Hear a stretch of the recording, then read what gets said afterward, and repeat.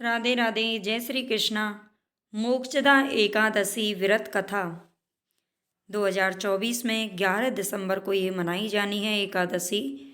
और जो भी भाई बहन व्रत करते हैं उनके लिए व्रत कथा सुनना बहुत ही लाभदायक रहता है।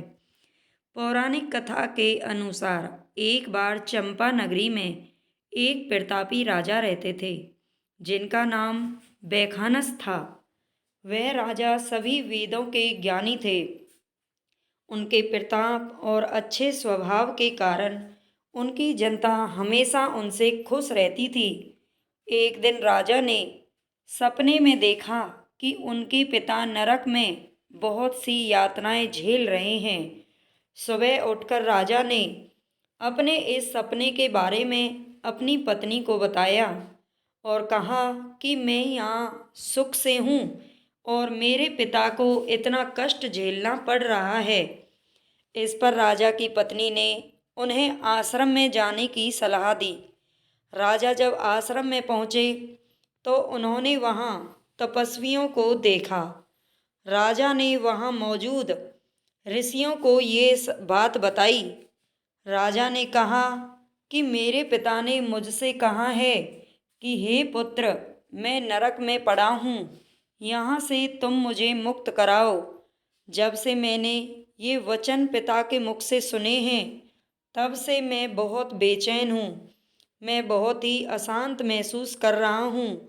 मुझे इस राज्य, धन, पुत्र, स्त्री, हाथी, घोड़े आदि में कुछ भी सुख प्रतीत नहीं होता। ऐसे में मैं क्या करूं? और अपनी परेशानी बताते हुए उनकी आंखों से आंसू बहने लगे। आगे राजा ने कहा, हे ब्राह्मण देवताओं, इस दुख के कारण मुझे इतना कष्ट पहुंच रहा है कि मेरा सारा शरीर जल रहा है। अब आप कृपा करके कोई तप, दान, व्रत आदि बताएं जिससे मैं अपने पिता को नरक से मुक्त करा सकूं। उस पुत्र का जीवन व्यर्थ है जो अपने माता पिता का उद्धार ना कर सके। एक उत्तम पुत्र जो अपने माता पिता तथा अपने पूर्वजों का उद्धार करता है वह 1000 मूर्ख पुत्रों से अच्छा होता है।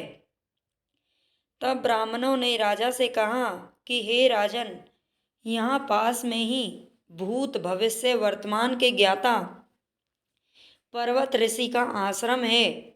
आपकी समस्या का हल वे जरूर करेंगे। ऐसे में राजा पर्वत ऋषि के आश्रम जा पहुँचे।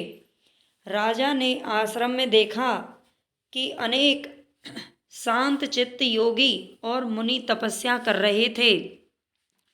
उसी जगह पर्वत मुनि बैठे थे। राजा ने मुनि को देखते ही उन्हें साष्टांग दंडवत प्रणाम किया। मुनि ने राजा से उसकी कुशलता पूछी। राजा ने कहा कि महाराज, आपकी कृपा से मेरे राज्य में सब कुशल हैं, लेकिन अकस्मात मेरे मन में अत्यंत अशांति होने लगी है। ऐसा सुनकर पर्वत मुनि ने आंखें बंद की और भूत विचारने लगे।